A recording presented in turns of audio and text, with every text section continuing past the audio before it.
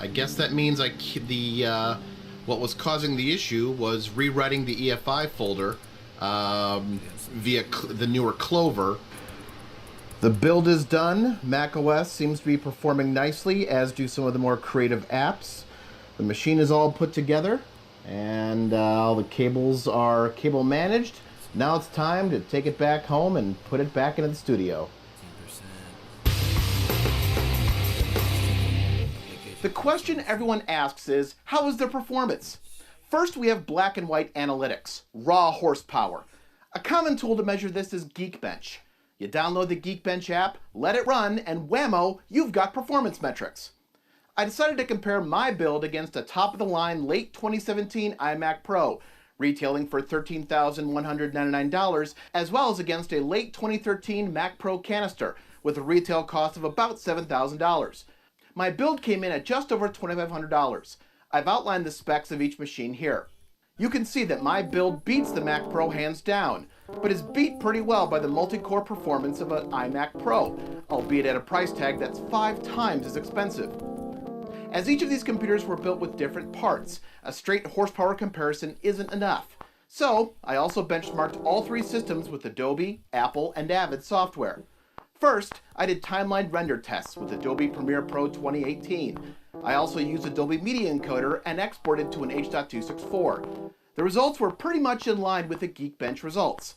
The iMac Pro was the fastest performer, followed by the Hackintosh, and then the aging Mac Pro. Remember, the shorter the time, the better. Now on to Final Cut 10, version 10.4.2, where I expected my system to fall down, due to the graphics card being an NVIDIA card as opposed to the AMD cards often found inside Apple computers. I did a timeline render benchmark, plus a compressor encode time trial. For renders, all 3 systems were very, very fast. In fact, Final Cut 10 rendered faster than any of the other NLEs. My Hackintosh did indeed end up rendering the slowest. However, all systems rendered within a few seconds of one another. That being said, my build exported the fastest, barely beating out the iMac Pro. Lastly, Avid Media Composer, where I tested with the 2018.5 Ultimate version. The iMac Pro came in first again, with the Mac Pro actually slightly beating my Hackintosh. However, all 3 systems were within seconds of one another. Export times are largely irrelevant out of Media Composer, because each system exported at exactly the same time, given Media Composer's reliance on 32-bit QuickTime 7 for exports. So how long did it take you to build it? The initial build took 9 hours. This includes research, the hardware build, the software build, and initial software troubleshooting. However, in the past month since I've built the machine, I've had to spend an additional 3 hours troubleshooting thermal issues, and buying 2 additional fans and installing them. Do I have any regrets? A few. The motherboard I chose didn't have Thunderbolt on board. Not that I have any Thunderbolt devices, but it would have been nice to have an option for the future. I also haven't seen much performance gains between OpenCL and CUDA playback inside Adobe apps. I purposely went with a GeForce GTX 1070 SC as I expected performance gains with CUDA enabled, as other apps, namely Final Cut 10, are optimized for AMD cards. I would have rather have gone with a Vega card, use OpenCL inside Adobe, and still maximize the performance from other AMD enhanced apps. So, was it worth it? As a full-time tech nerd and part-time creative, yes.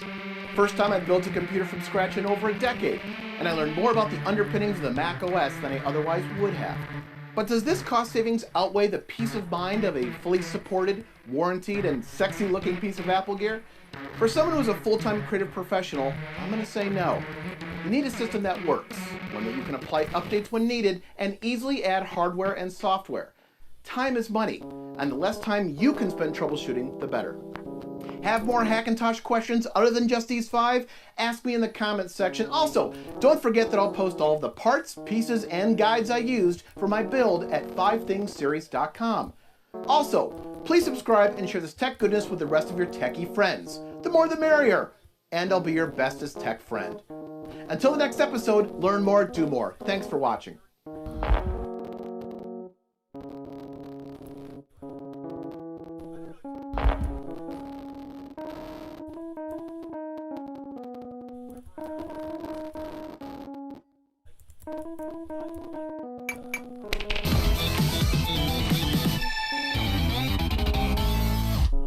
With its factory tuning and data center DNA, an Intel 730 series SSD is an amazing choice for gamers and performance enthusiasts. Welcome to our Mac Pro Killer Hackintosh guide. The goal here was to build a video editing or general content creation machine that runs OS X Mavericks and delivers similar raw performance and low noise operation to a premium 8-core Mac Pro, but at a much lower price. So let's open this right off the bat with the answer to the big question. Why would you want to build a Hackintosh?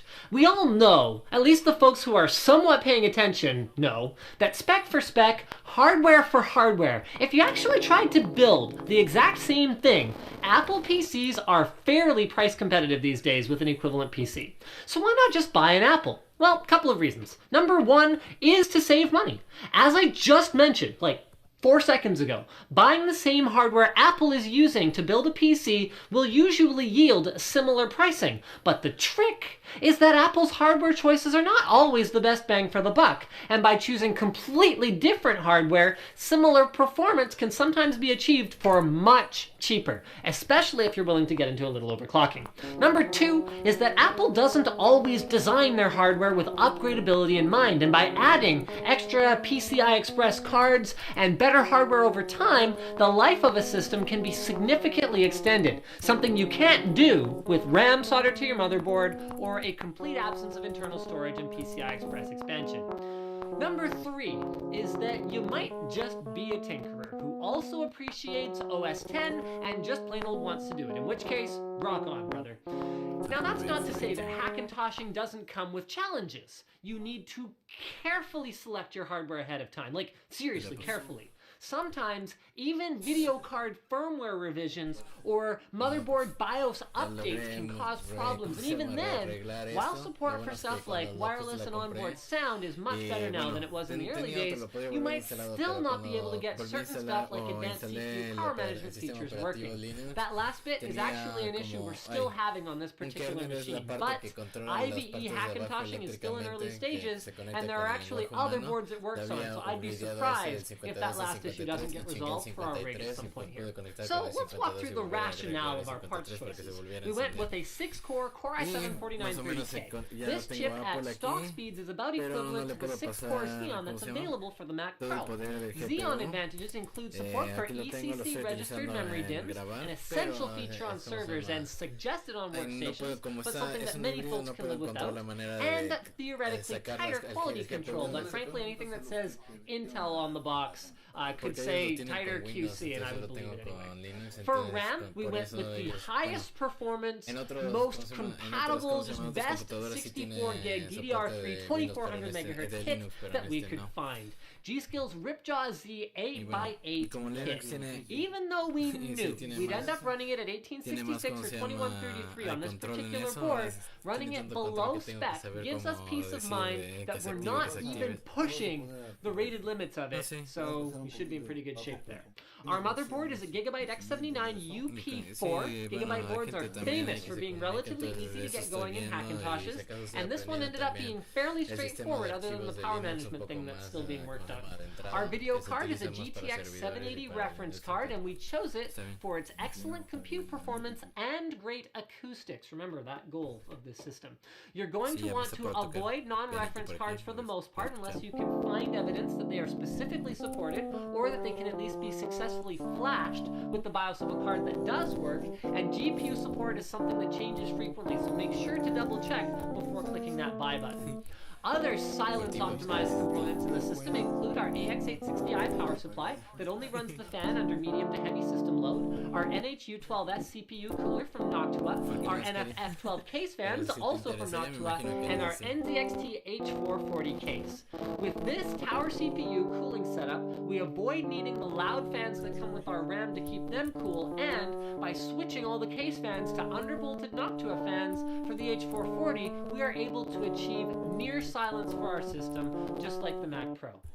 Finally, the SSD was actually a component that I waffled on a fair bit, but I ended up going with a Samsung 840 EVO 500 gig because I wanted capacity enough for some drawing room, so it's not like you download a couple videos and photos off the internet and boom, your drive's full.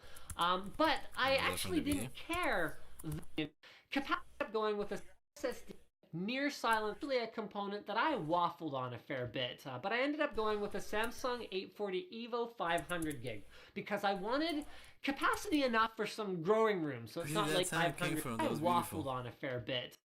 Capacity enough for some growing room, so it's not like you download a couple videos and photos off the internet and boom, your drive's full. But yeah, I actually like for the H440, and by switching all the case fans to undervolted Noctua fans for the H440, we are able to achieve near silence for our system, just like the Mac Pro. Finally, the SSD was actually a component that I waffled on a fair bit, but I ended up going with a Samsung 840 EVO 500 gig because I wanted capacity enough for some growing room, so it's not like you download a couple videos and photos off the internet and boom, your drive's full. But I actually didn't care that much about performance beyond making sure I wasn't using magnetic media for my boot drive. This choice was based on my assumption that serious content creators are not doing real work on an SSD. No, not even a 1 terabyte one, in spite of Apple's marketing about how fast it is and how great it is for working on 4K video, because it's just not enough space anyway.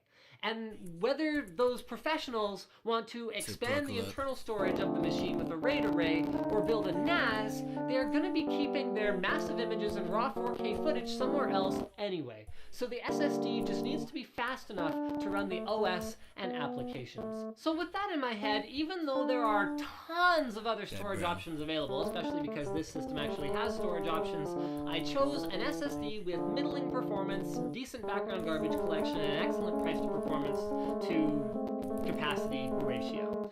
So without further ado, get yourselves a Mac, because you'll need one to create your bootable media, as well as a couple of USB drives, one for the actual OS installation and one for like drivers and stuff, just to have that handy. And I'm gonna hand off to Luke to show you how to install OS X Mavericks on a PC. First, you're going to want to download OS X Mavericks. This will come from the Apple website and can only be downloaded on a Mac.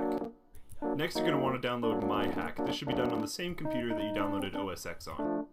Now go into your Downloads folder and open the myhack.dmg. Accept the terms and conditions or else it won't work. Go to your Applications folder and drag and drop the icon that's on the desktop for MyHack into the Applications folder. Then double-click the MyHack symbol in the application window. Select Open on the pop-up, type in your password, select Create OS X Installer. Yeah, they stopped staying over there. Let it know which version of OS X you want to install. Select the drive you want to install it on, that should be a flash drive. And just tell it to scan your system to find OS X, considering you downloaded it earlier. It'll find it right away and then just click OK.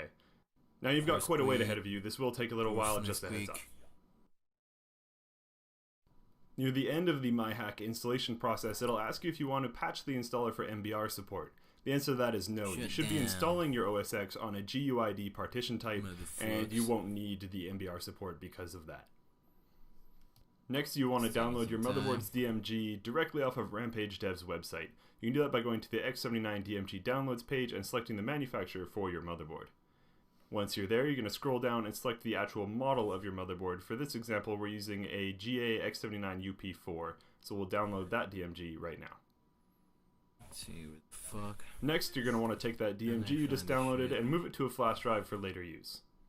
Next, you're going to want to boot onto that flash drive that you were just setting up.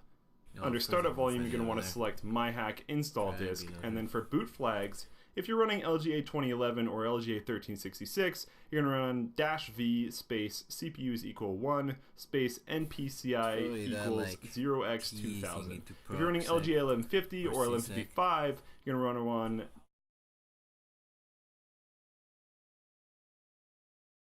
later in the video when we talk about. Next, you want to download your motherboard's DMHack install. Just needs to be fast enough to run the find evidence equals does not connect to the internet because you have no drivers right now, so it's not here, so that you can actually see everything that's going on. Folks, we asked me to credit here. On this episode of Processor, what was causing any of the other NLEs?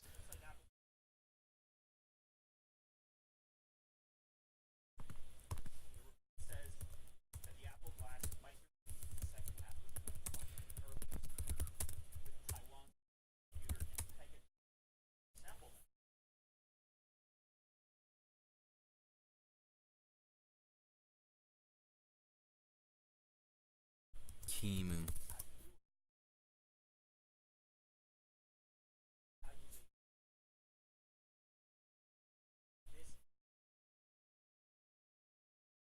Today I want a long time. On freaking. They'll either end it entirely or completely change you invest. Even though that's hurt their bottom line to go back and forth like that, they'll probably still be around for a long time. I've used Adobe Premiere since the first software that they put out.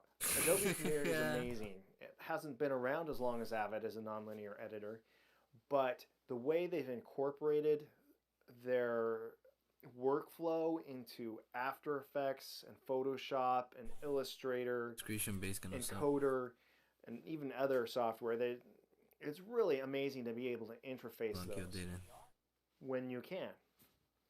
The problem with Adobe Premiere is that they're so big, they really don't care about the consumer either. They offer a product for the masses, but their software is almost always buggy. And by buggy, I mean it's hard to get clips to match up, to snap together. It's not that bad. And that's time consuming. You'll often have to redo a movement.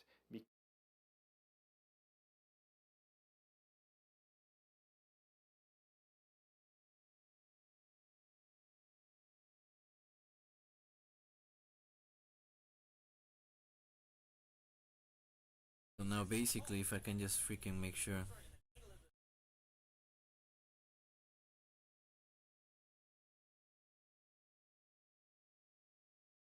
I can just find that over here.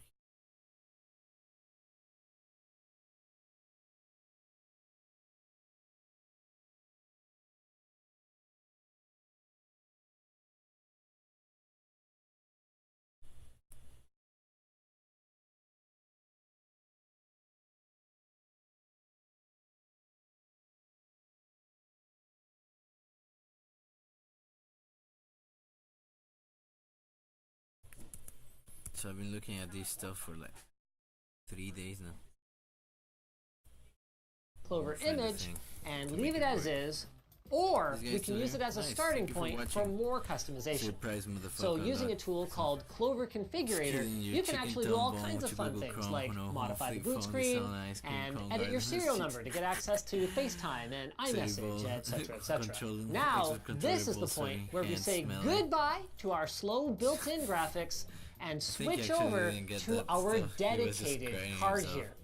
So what we'll need to do is shut down our VM and then open up its configuration in Virtual Machine Manager, where we will manually fully pass through this GPU. So this is actually a GTX 1070 over here that's separate from the RTX 2060 that Linux. So what you do online, bro?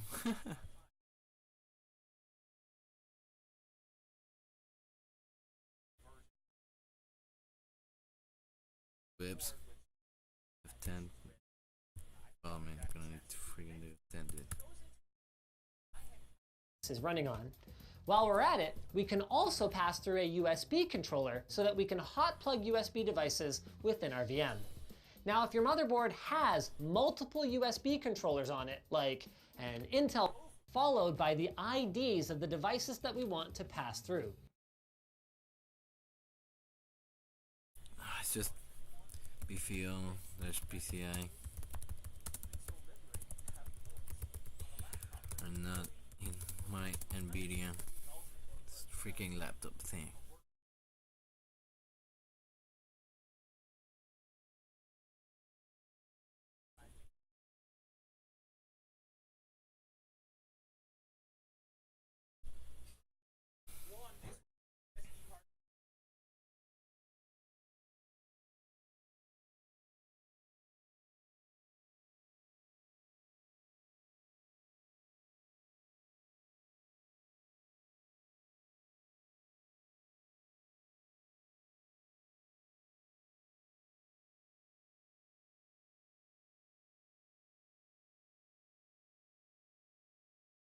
Have it there.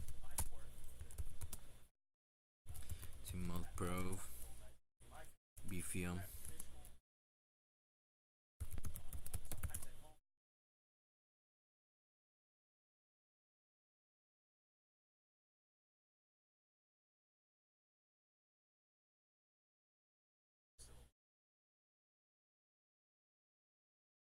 Virtual Fi input output. What does VFM mean? No.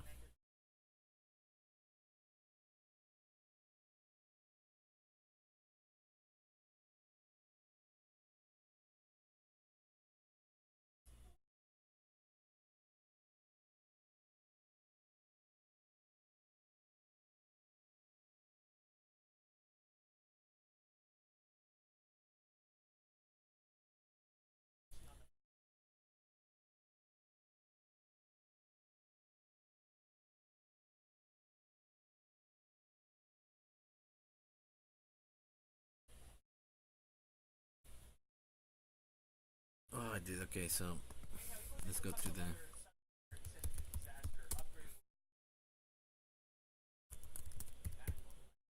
How do we use T?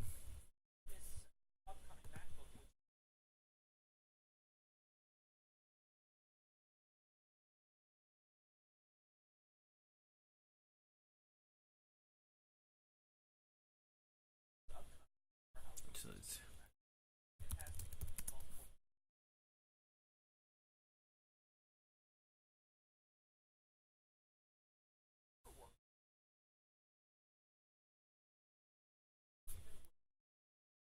see.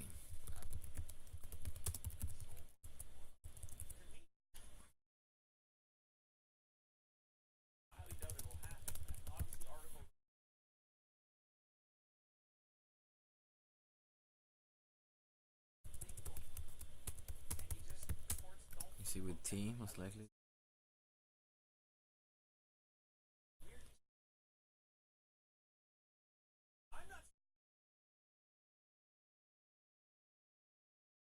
Like that.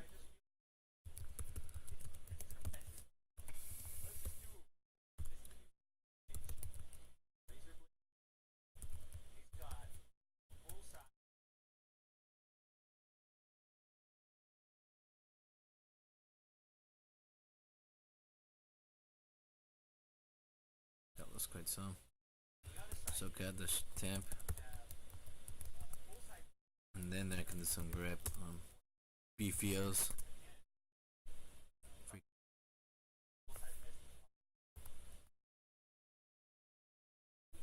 Alright, let's do it again real quick.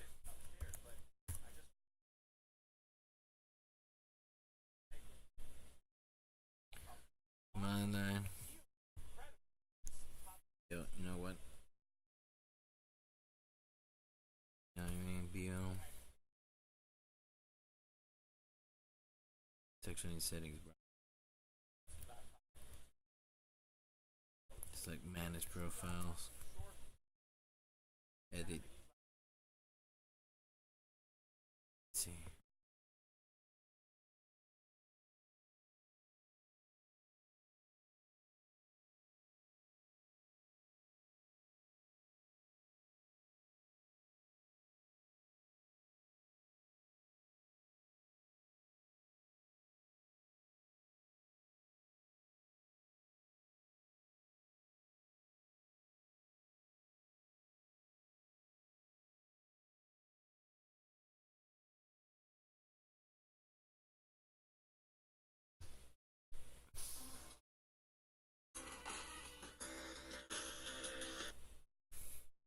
Yo, what's up, man?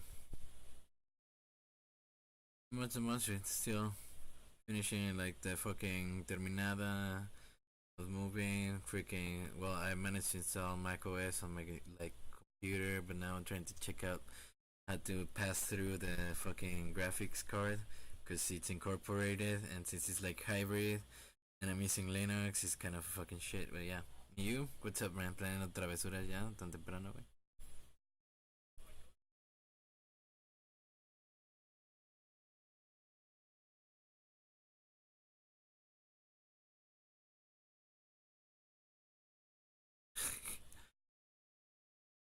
Come on, güey.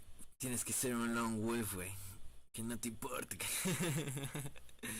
Nada, pex. ¿Ustedes qué, güey?